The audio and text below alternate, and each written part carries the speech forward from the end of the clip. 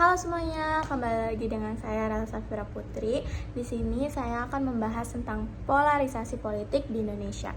Pun untuk tahapan pemilu yang sedang dipersiapkan oleh KPU harus kita dukung sepenuhnya. Saya ingatkan, jangan ada lagi politik identitas, jangan ada lagi politisasi agama, jangan ada lagi polarisasi sosial. Demokrasi kita harus semakin dewasa, konsolidasi nasional harus diperkuat, dan terima kasih kepada ulama, tokoh agama, tokoh masyarakat, dan tokoh kebudayaan yang telah berkontribusi besar memperkokoh fondasi kebangsaan kita, serta merawat persatuan dan kesatuan nasional. Di sini teman-teman ada nggak yang tahu polarisasi politik itu apa? Nggak ada? Yaudah. Jadi di sini aku akan ngasih tahu apa sih polarisasi politik itu. Salah satu istilah yang familiar bagi dalam pergaulan maupun penulisan di bidang politik yakni polarisasi politik. Polarisasi dalam definisi dari KBBI dijabarkan sebagai penyelidikan akan menganalisis karena prosedur, tindakan, magnetisme, pembagian yang jelas menjadi dua daerah. Artinya, polarisasi politik ialah apabila masyarakat terbagi dalam memandang isu-isu apa yang mendukungnya ataupun lainnya. Polarisasi politik hadir ketika siklus dalam politik telah dibuka. Proses demokrasi Indonesia mendapat polemik seputar isu tersebut, baik di ketika elit ataupun ketika konstituen di akar rumput. Keberadaan polarisasi politik dirasa oleh semua pihak, perihal bisa merobohkan dan membuat diskriminatif sosial. Faktor ini dianggap meredupkan akselerasi bangsa yang seleksi. Penelitian ini memiliki maksud tujuan, yaitu memberikan sudut pandang penyelidikan akan menganalisis karena prosedur, tindakan, magnetisme, pembagian yang jelas menjadi dua daerah. Dengan hasil yang eksklusif dan lebih objektif, polarisasi dikategorikan tidak membanggakan bagi keutuhan masa depan bangsa dan demokrasi.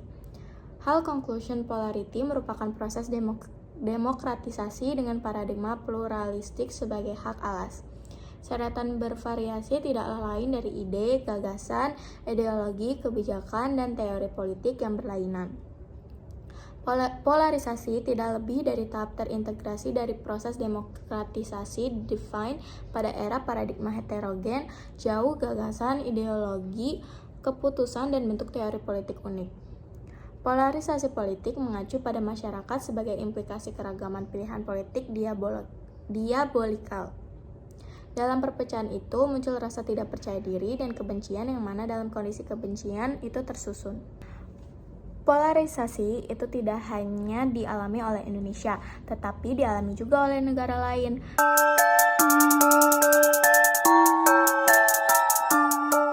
World Economic Forum atau WEF dalam laporan risiko global 2023 menyatakan polarisasi sosial dan politik dinilai dapat menghambat penyelesaian masalah kolektif untuk mengatasi risiko global. Dalam laporan itu, WEF memberikan contoh bahwa sayap politik kanan jauh lebih dipilih di Italia dan terbesar kedua di Swedia, sementara sayap kiri kembali bangkit di Amerika Latin. Hal tersebut dinilai dapat menyebabkan perselisihan yang lebih besar, terutama saat menavigasi prospek ekonomi di tengah ketidakpastian pada tahun-tahun mendatang.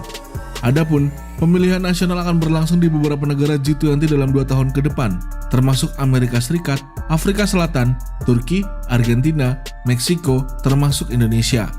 Politik dapat dipolarisasikan di banyak kontrol, termasuk pada pemilihan umum, kebijakan publik, dan semiotik sosial dan budaya. Pembelahan yang terjadi diakibatkan perbedaan pemahaman dan tujuan di antara partai-partai politik yang berkompetensi. Polarisasi terjadi ketika terdapat peluang bagi partai untuk lebih mementingkan kepentingan sendiri dibanding masyarakat yang ingin mereka wakili. Polarisasi politik terjadi disebabkan oleh partai politik, media massa, konteks politik, dan ideologi politik masyarakat. Polarisasi politik di Indonesia bukanlah suatu hal yang baru lagi. Pada era Orde Baru dan reformasi polarisasi politik sempat mereda. Polarisasi politik di Indonesia bukan hal baru lagi di era Orde Baru dan reformasi.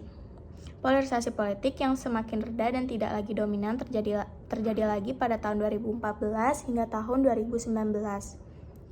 Kombinasi antara populisme, politik identitas, munculnya hoax memberi dampak yang sangat tajam dari polarisasinya. Penduduk itu mayoritas pemilih muslim, banyak yang menyuarakan suaranya untuk calon capres dan cawapres Prabowo Sandi. Dan sebaliknya, makin banyak non-muslim pemilih di suatu provinsi, maka makin banyak suara para pasangan Jokowi Ma'ruf. Pembagian yang kerap terdengar di dunia politik adalah polarisasi politik. Polarisasi politik juga bisa disebut sebagai pembagian masyarakat dalam pandangan politik dan dukungannya. Masyarakat kemudian terbagi menjadi dua kubu yang pilihannya berbeda. Polarisasi politik merupakan fitur vital bagi suatu sistem politik pluralis seperti Indonesia. Buah hasil dari Pilpres 2019, adanya polarisasi politik adalah partisanisme yang membabi buta. Polarisasi kuat mencapai akar ketidakselarasan dan permusuhan yang lebih besar, serta kerusakan kualitas demokrasi dengan meningkatnya penghinaan terhadap ide musyawarah dan perjanjian serta penguatan sikap oposisi. Polarisasi membuat masyarakat lebih memilih untuk memilih berbagai calon presiden dan calon wakil presiden. Sejumlah ilmuwan politik menjelaskan bahwa polarisasi abad ke-21 tidak terlalu melihat pada perselisihan kebijakan tentang sumbu kiri atau kanan. Namun, polarisasi justru terganggu pada isu perpecahan yang lainnya seperti nasionalis versus globalis, tradisional versus modern.